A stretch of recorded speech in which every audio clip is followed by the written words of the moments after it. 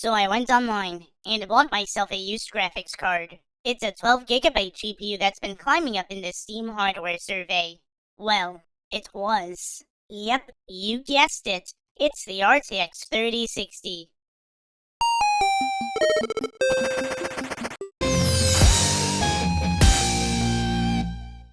Yo, it's Generva, also known as codename Catfish, and as you can see, I am neither cat nor fish.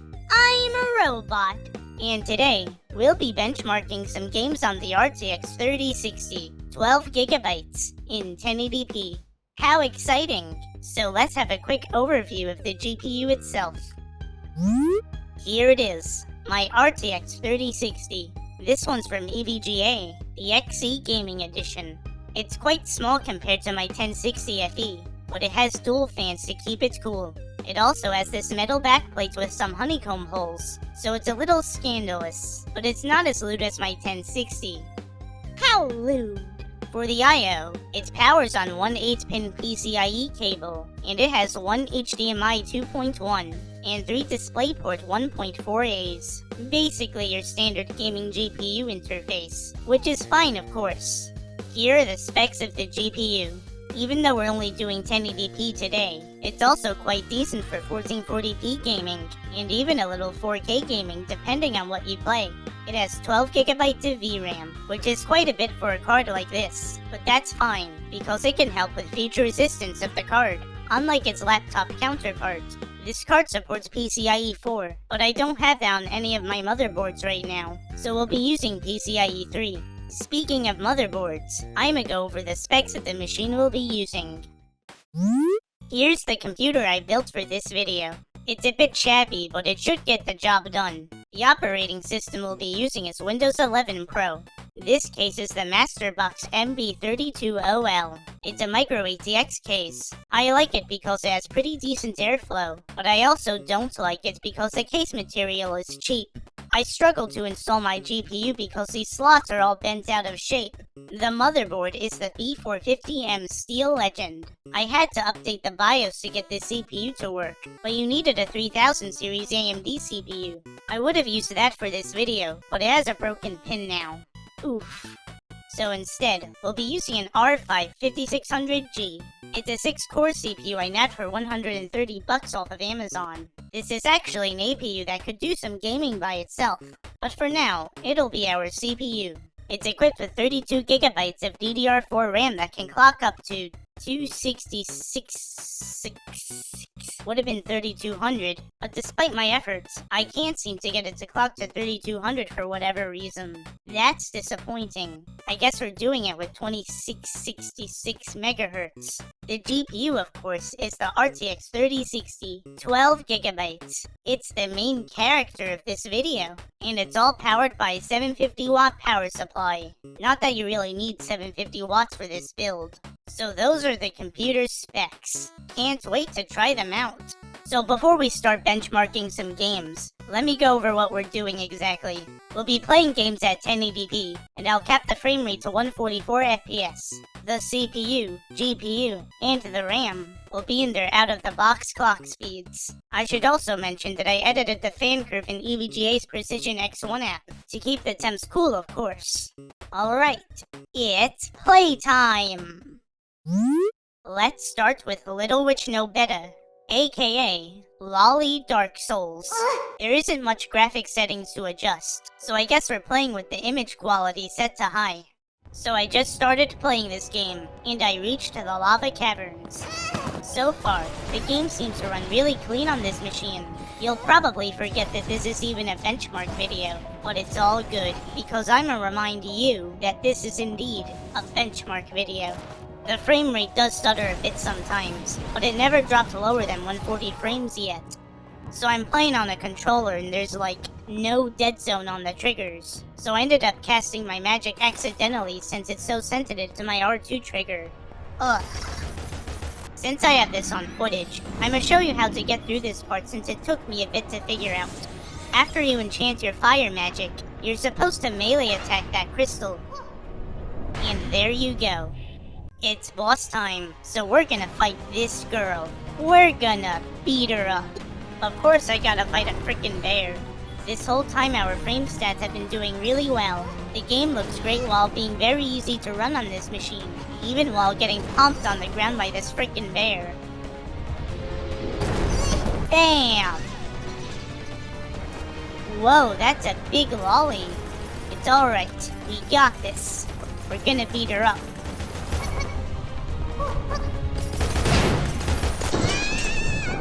Damn it! Deep Rock Galactic just entered Season 3, and I still need to play more of this game. We'll be playing on Ultra settings. And check this out, this game has both DLSS and FSR 1 and 2. Not that we need any of them. I mean, the game runs just fine at 144 FPS, doesn't it? I guess if you really want to, you could use them for visual preferences. But yeah, as you can see, this game seems pretty easy to run on the 3060. I decided to flip on DLSS. So far, our performance does not appear to be worse, which is good, because it's not supposed to be worse. That would be really silly. Yeah, that's a pretty big bug.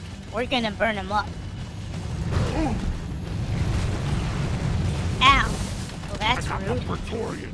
Watch the gas. Yeah. Time to flip on FSR 2.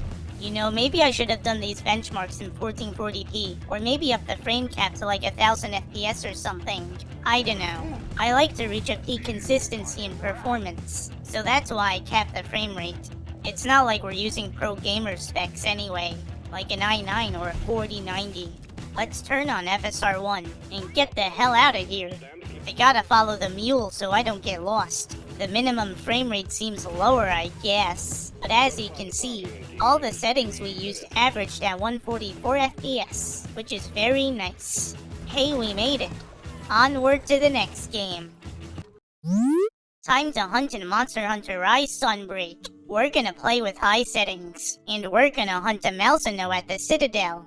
So I decided to do this quest 3 times with 3 different settings. We make our way to Area 14 where Malzeno is. Looking at the frame rate average so far, it looks like Ultra Performance is actually working this time, though the lighting here seems different from the other settings. Not sure if that would affect the performance that much here.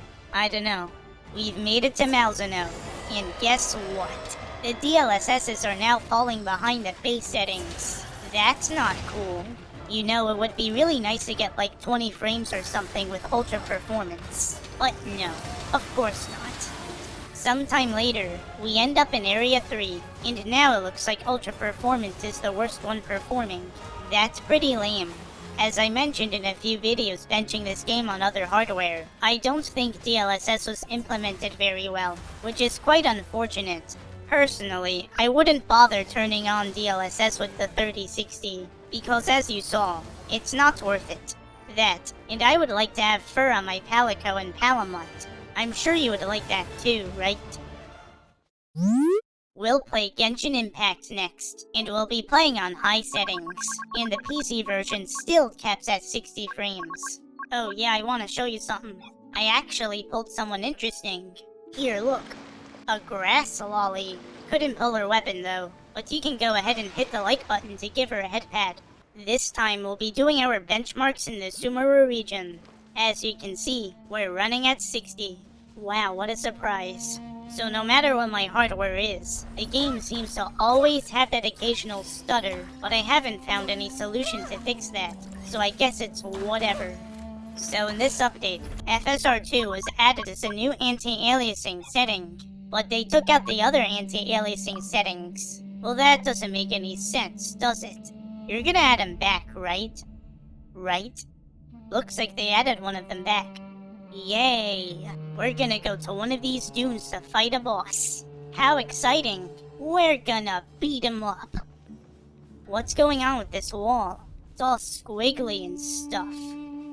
It looks like we are fighting an algorithm of semi-intransient matrix of Overseer, Tome Guard of the Desert King. Yeah, let's just call this enemy the algorithm. So we gotta use Electro on these, otherwise the enemy will heal. After a few more hits, we slay the algorithm. Sounds cool, right? And we averaged at 60 FPS. That's cool, but it would sure be great if they upped the frame cap limit. That would be very nice, don't you think? Time to play Elden Ring. We'll start with high settings, and then we'll play max settings. The game cap's at 60, by the way. We'll go to the same forest area I went to in my Helios 300 video, which uses a laptop version of the RTX 3060. As you can see, it averages at 60 just fine. It sometimes stutters to 59 FPS, but that's not really a big deal. There really isn't anything left to say, so why don't we turn it up to max settings? So here, the game runs at 60 for the most part, but it did drop to 57 FPS, so the performance isn't perfect. But that's still considerably better than what the Helios laptop was doing. I wish I recorded the power draw in the Helios video, because I probably could have shown you that the TDP does go over the max TDP of the laptop 3060 here. I haven't fought this enemy as the hero class yet, so I'ma go and beat it up. The game seems to breathe easier here than the forest area we were just at. We're still averaging at 60 just fine, though it did stutter to 58 FPS for a moment. Honestly, it seems like you can play this game at 60 just fine at max settings, as there really hasn't been any performance dips that would ruin the gameplay experience. Thanks to Rebecca's popularity and the antis molding over her being a lolly, Cyberpunk is still relevant. Like in my Helios video, I'ma run the benchmark tool with a few preset settings and show you my results. Here are the FPS results I did. Ray Tracing Ultra preset with no upscaler is performing better than I expected. We averaged at 30 FPS. Very interesting. Turning on DLSS Auto lets it stay above 30 frames, which is pretty neat. With raw ultra settings, we are averaging higher than 60 FPS. Nice! Looking at the other bench results, you'll see that all the other tests average above 60 besides the ray tracing tests, but all their minimums are under 60 in some way. I did some gameplay on Ultra with DLSS quality. The game can perform above 60, but it can also drop into the 40s here. I also played on medium settings with DLSS quality, and it does go under 60 for a second, so I guess you aren't gonna get a squeaky clean playing experience on medium either. You know what you could do, is cap the frame rate to 30, and play on Ultra with no upscaler. The game looks great, and the performance seems pretty consistent since we haven't really went under 30 frames, so that's cool if you're okay with playing under 60 frames, I guess. Let's play something different this time. Phantasy Star Online 2. We'll play on Ultra settings. We're flying around Las Vegas. This game's kind of old, so of course a 3060 can play this game just fine. When this first released on the JP servers, I thought it was pretty interesting. It was cool overall. I do miss playing this game. It was fun. What's that? That wasn't what you were expecting to see? Ugh, fine. Here it is. Phantasy Star Online 2, New Genesis. We'll be playing on Ultra settings. This game takes way more resources out of your machine than the OG PSO2. Also, it's an open world game. Whatever that means these days. Running around the lobby, our frame rate is jumping around the mid-70s and the mid-90s, and our frame time seems to be all over the place. It feels like we're playing on a console. Let's flip on DLSS performance. Well, the frame stats are technically better, but it's still a bit all over the place. We should try FSR performance since it's there. It seems to perform similar to DLSS performance, but it looks sharper. I tried playing the game at the lowest settings, but there's more people in the lobby this time. The frame rate seems to struggle to retain 120 here. Well, whatever. I guess I'll turn Ultra settings back on with no upscaler and head into the field. Whoa, that micro stutter almost made us go under 60. So far, it looks like our frame rate is stabilizing closer to the 90s. Seems like having a bunch of player mobs in a single area really hits on the performance. You know, we haven't went under 60 yet, so I guess if you want to, you could cap the frame rate to 60 if you want the performance to stay consistent. This game looks very nice, but I can't seem to invest in it. Maybe because I'm a bit burned out from playing the Japanese version of the original PSO2. Absolutely ridiculous that the game took so long to release in the West. The last game we'll play is Sonic Frontiers. So, this game caps at 60, which is unfortunate, and it also has de novo in it right now, so there could be some performance hiccups from it. So while running around this area, the game seems to perform pretty well. We're averaging at 60 FPS. I'm still trying to get used to playing this game myself, but I'm really liking it so far. This boss was nice enough to give us a loop to run on. Pretty cool, huh? Sometimes the game sustains at 59 FPS, so I guess it's not always gonna be a solid 60, but we did hit 61 FPS, so... Ha! We're gonna beat 'em up.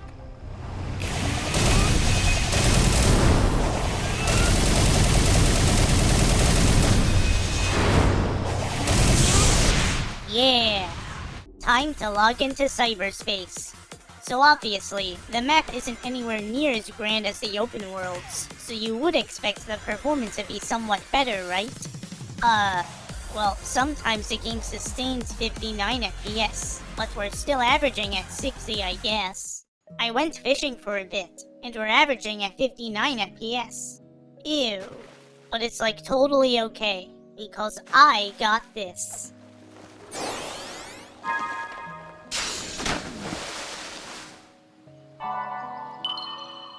Check it out, it's Giganto. He's just walking around minding his own business and stuff. Would be a real shame if someone were to show up and beat him up. So far, the performance seems similar to the rest of the game.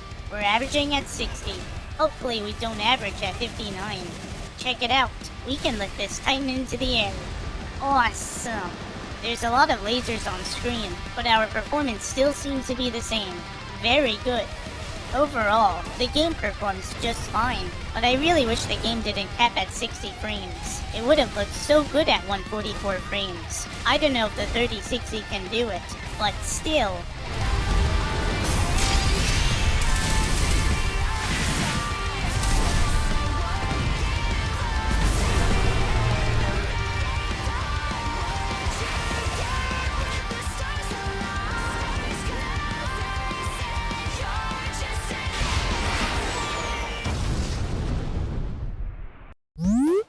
So obviously the 3060 is a capable graphics card, especially at 1080p. It's able to play many older games at high frame rates, and it can play some newer games with great performance at higher settings. Thanks to its 12GB of VRAM, you probably won't have to worry about issues from lack of graphics memory for quite a while. Unlike its laptop counterpart, it even has more VRAM than my 3080, which is otherwise a stronger card. Some people compare the 3060 to the 1080 Ti, probably because of its VRAM. I don't have a 1080 Ti, so I can't tell you if it's better with raw gaming performance. The 3060 has DLSS, but both cards can use FSR. But if you're a video editor or streamer, the 3060 may be a better choice due to its newer video encoder. The 3060 usually costs around $330, which is not terrible, but I would rather not pay for more than that. Because at that point, you may as well go for a 3060 Ti. You could do what I did, and try to get it used on eBay or something for a better deal. Just make sure that the card is fully functional, of course. So what do you think of the RTX 3060? Do you want an RTX 3060? Do you think the 3060 is a good card? Would you prefer a different GPU in its price range? Or go for a higher end GPU?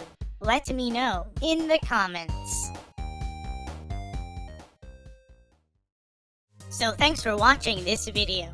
I think the 3060 is a pretty nice card. This GPU is pretty small, so maybe one day I'll make an ITX build out of it. It could be fun. If you happen to like this video, or perhaps you found it useful in some way, consider hitting the like button and subscribing. And don't forget to share the video. With your help, I can become best girl.